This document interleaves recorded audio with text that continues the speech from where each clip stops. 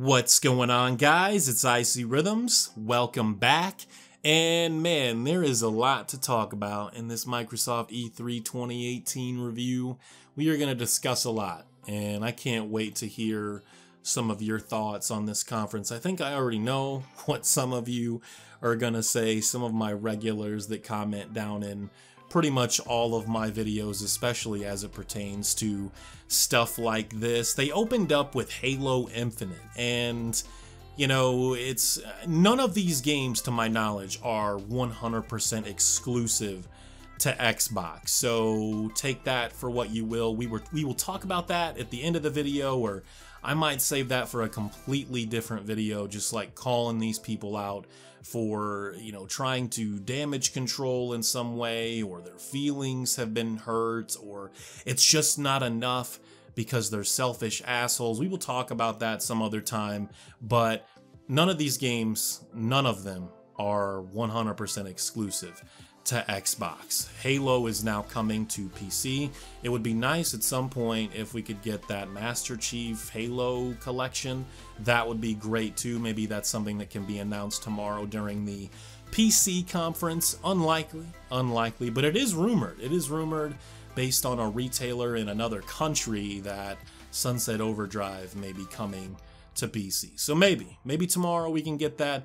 I guess we'll have to wait and see. Ori and the Will of the Wisps. I mean, this game, games like this shouldn't look this good. If you told me, right? If you told me that Nintendo was developing this game and they gave it a AAA budget, I would believe you.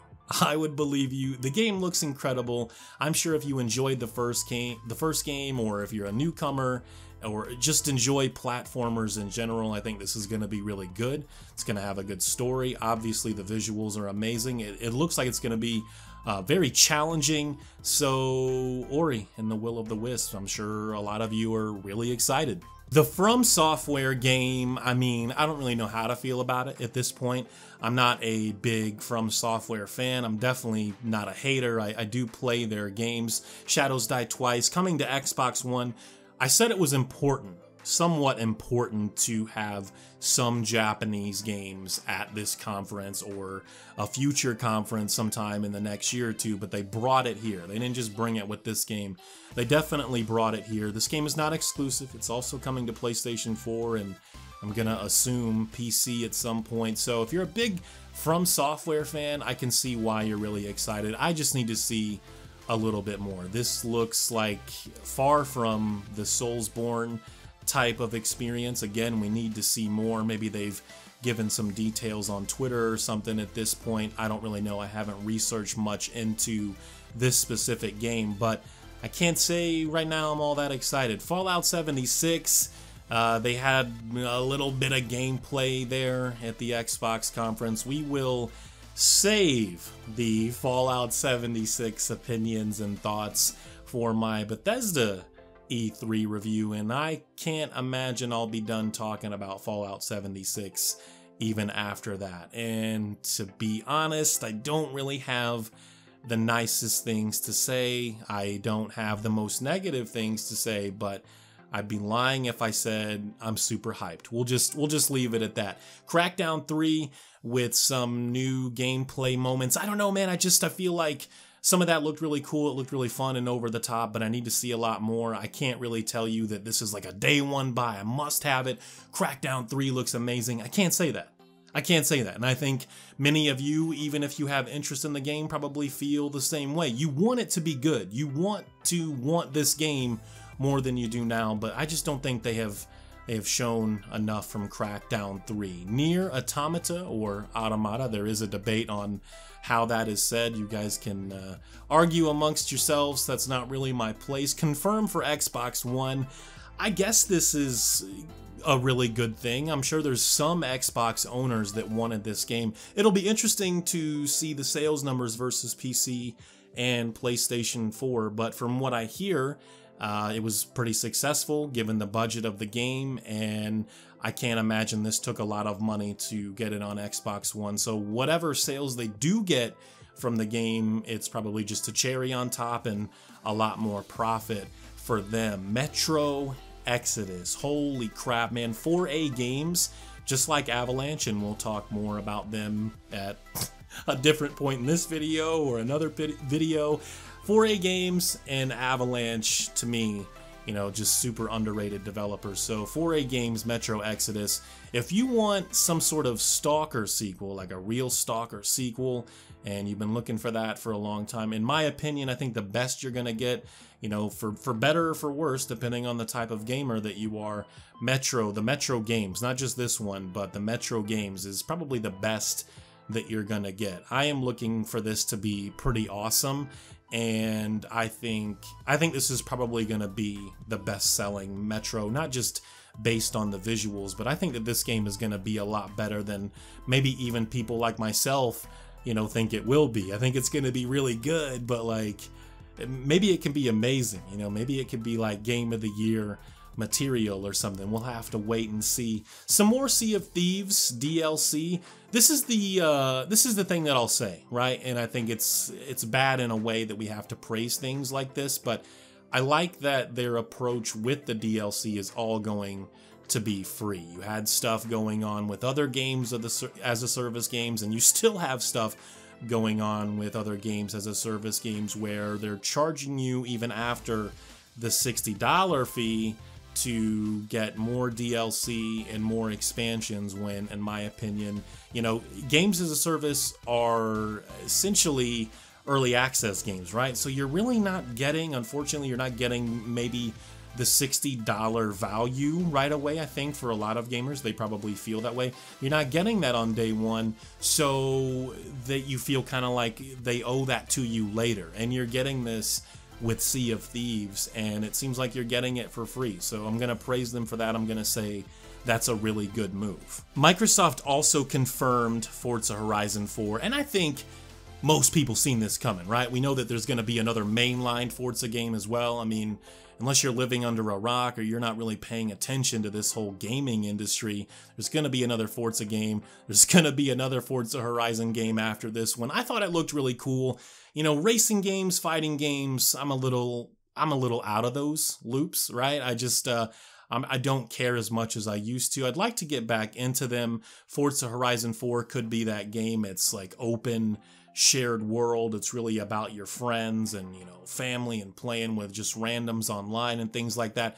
It looks really cool. The visuals, obviously, they look amazing, as they should for Forza Horizon, but I think with the dynamic weather slash, you know, season change and all of that, that could really turn things up a notch. And it does seem like they keep taking it up another notch, another big notch with each of those Forza Horizon games. So some of you are probably big fans, I would guess. Yeah, maybe, no? I thought for sure that the Division 2 gameplay would be something that Ubisoft reserved for their stage on Monday, but I think they killed it with this. I'm not saying Microsoft killed it, but when I seen this gameplay, I think I put on Twitter, UB won, you know, like Ubisoft won.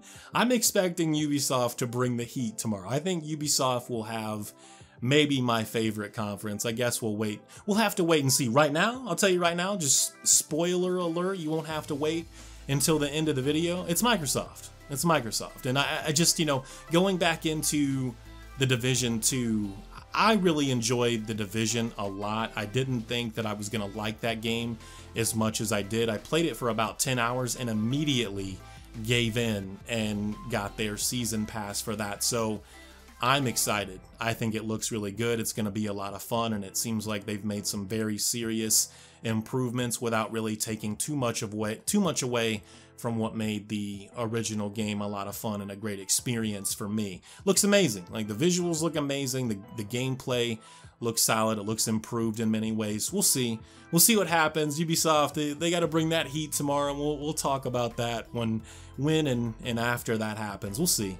And then there was this session game that I think a lot of people were like, oh man, it's gonna be Skate, you know? Like, it's not Skate, it's Session. But I think if it's a good skating game, then that's great, right? Like, I think we've wanted a really cool skating game for a while now. I had a friend of mine was like, a skating game, bro? That's like so 2002 or something. And I'm like, you know, I think some people would enjoy this. So session looks cool. I mean, we didn't really get to see a whole lot. Maybe there's some gameplay footage up on YouTube now that I can go and look at after I make this video or something. Devil May Cry 5, the rumors can end. Now look, they put up domain names, right, for Devil May Cry 5 and Resident Evil 2 Remake very recently. So I am hoping that my prediction about RE2 Remake footage, gameplay, some type of confirmation and release date on Sony stage, I hope that can happen, man. Like that's,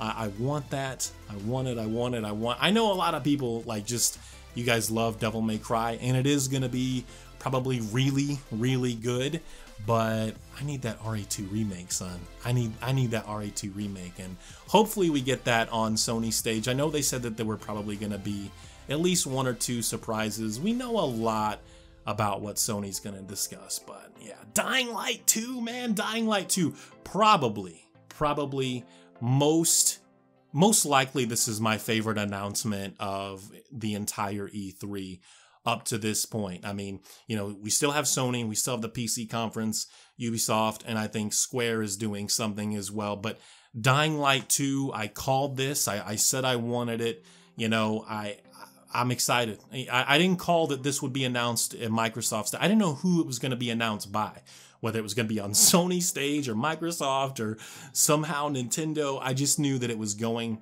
to get announced. And it was even more confirmation for me when last year they had that whole thing where they announced 12 months, 10 months, 12 months, something like that, of free updates, free DLC for the original game, supporting that game like 2 or 3 years after it came out. Like Techland is on another level. Like for me right now, Techland is one of the heroes of the industry because like they're leaving, as CD Projekt put it, the greed to a lot of the others. And this game, with the choices that you can make and how it has an impact on other characters and the world itself, that means something. Like this isn't just going to be like a survival zombie open world game. It's going to be that too, but the choices and things you do in certain dialogue situations, this is what I wanted from Fallout 76, and they're giving it to me in a zombie game. How does that happen? What is going on in the world? What's happening with gaming where that can happen in Dying Light 2 and not Fallout 76? But that will also be said probably the exact same way when we discuss more about Fallout 76. Gears Tactics. I think I did mention that a Gears RTS would happen during this conference, or just something that I could see happen. Either way, called it. I called it. I was, you know, I think my friend put it best. The Gears stuff was a bit of a roller coaster because they had that Gears Pop game, I think, for mobile, or maybe it was for Xbox, and we're like, what's this? They're not really trying to do this, are they? And then we get the RTS game, and I'm like, oh my god, this actually looks like it could be really good. I've said it for years and years, like the pieces are in place to make a Gears RTS work. So hopefully it turns out really well. I'm actually somewhat excited about that. And then Gears 5, man. Gears 5, and wow, I can't wait to play that game. I love Gears. I'm excited to run through the campaign yet again with a friend, and the visuals look absolutely amazing.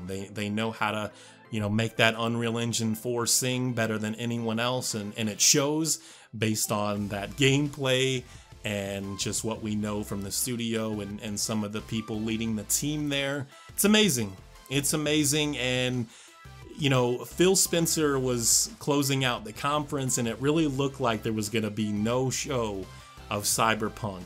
And then as he was talking, you know, he was sort of interrupted by this trailer, and the way it happened was pretty epic. It was pretty awesome, but unfortunately, there was no gameplay for Cyberpunk. For me, that's a little disappointing. For some of you, you probably just wanted to see more confirmation and more something from their next game, and I get that. I do. I like them too. They are one of the heroes right now, but I was kind of hoping, you know, this game was announced in 2015.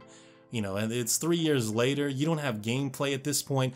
I don't see this game coming until 2020. I think next year we get gameplay. Maybe they can open the show with that. But this game, 2020 at the earliest. I'm gonna call April or May 2020 for Cyberpunk. It's just they announced that game far too early, and you could probably say the same thing for something like Crackdown. So that's my review.